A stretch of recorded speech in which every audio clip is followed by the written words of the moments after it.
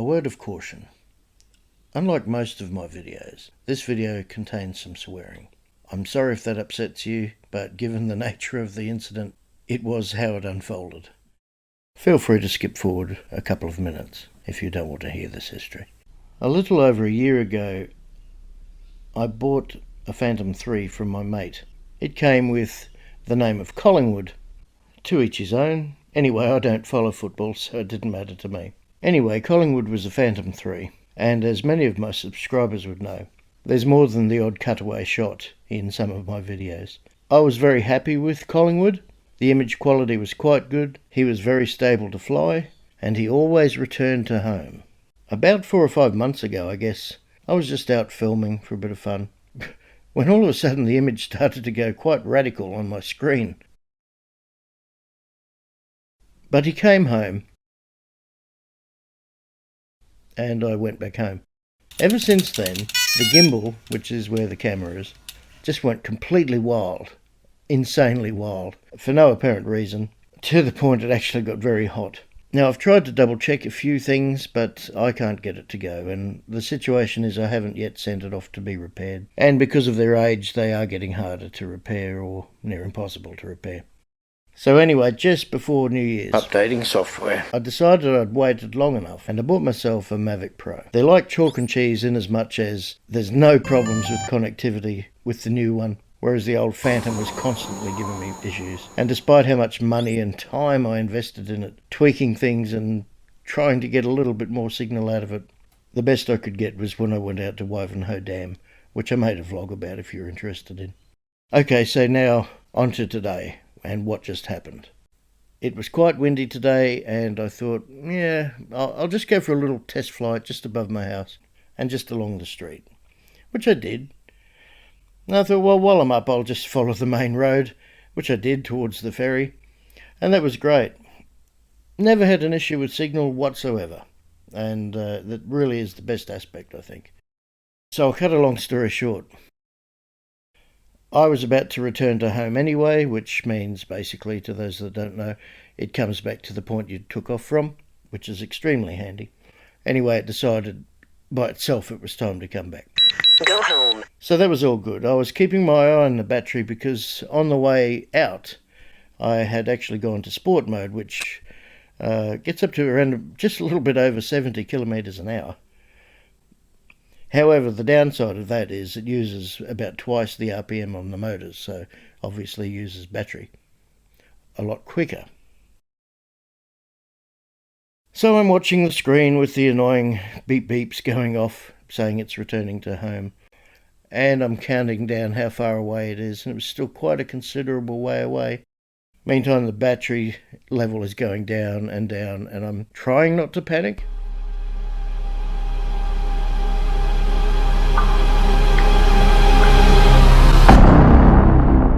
So I get within, as Aussies would say, a cooey from home, and all of a sudden this happened. Low battery warning. Landing. No!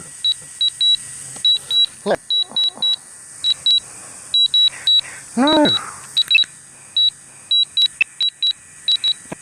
Oh no! Land.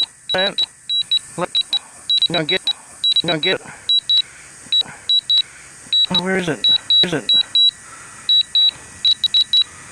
Oh, it's landing by itself.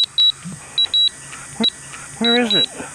Oh no, it's down the road somewhere. It didn't come home.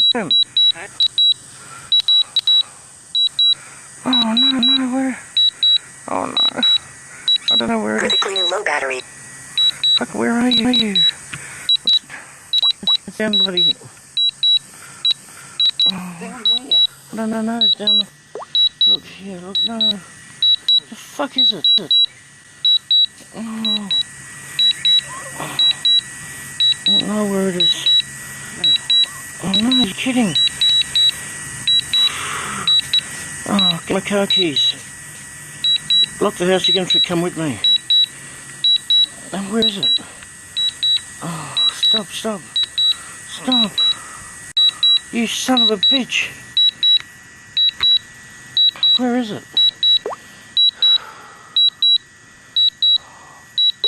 Woody Road. Are you kidding? Why did it do that? Oh no.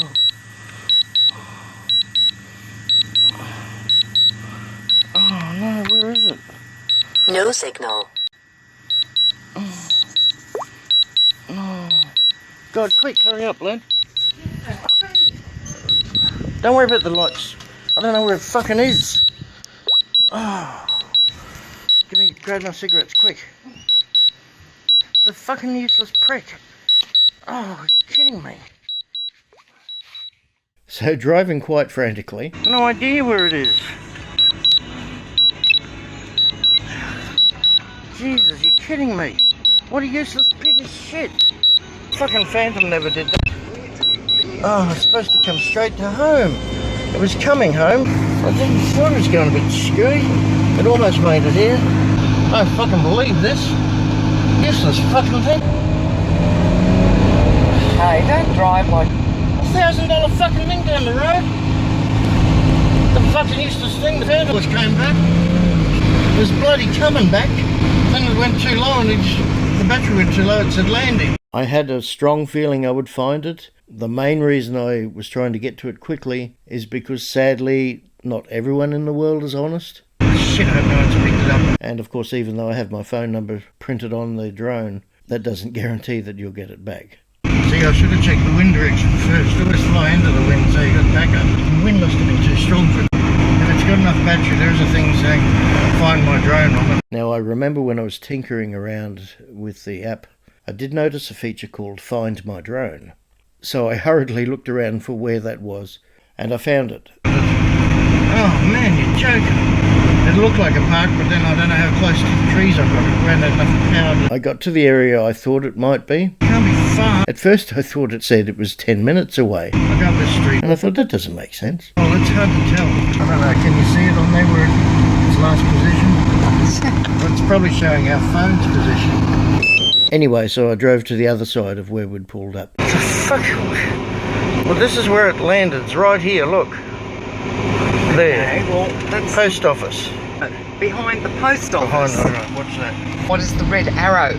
Red arrow is where it is. Does it show we're getting any closer? Or is it, if we're lucky, it's here somewhere. Yeah, in the long grass. So with a little bit of to and froing a few metres here and there in the car, just look out for it. Here's the thing, there's something that says find my drone. I don't know how to use it. You need to get out Yeah, just please. I looked out the window and there it was. Oh, thank Christ for that. Oh, you naughty boy. Got it. Oh. So it actually meant it was metres, not minutes away. Well, I can't tell you what a relief that was to find it. I had a feeling I would find it, but it was really scary. And I wanted to apologise for the unusual swearing in this video, particularly to the elderly couple that were really lovely and I had a great conversation with last time I flew the drone. My videos don't normally have such things in them, but I think you might be able to understand, hopefully, that it was really, really stressful.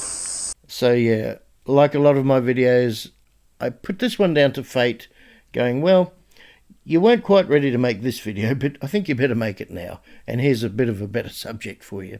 Luckily, as it was coming down during that panicky few moments, I think through sheer luck, I managed to avoid these trees, and only just. So I'll leave you with this final bit of advice.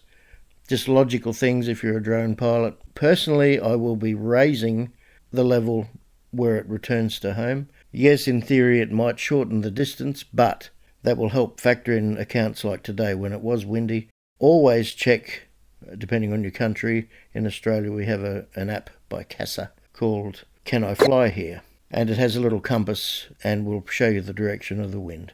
So when you head out, always fly into the wind. That way, worst case scenario, you'll have the wind pushing you home and you won't run out of battery. Low battery warning.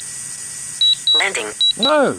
And of course, always make sure you're using batteries that you have just charged.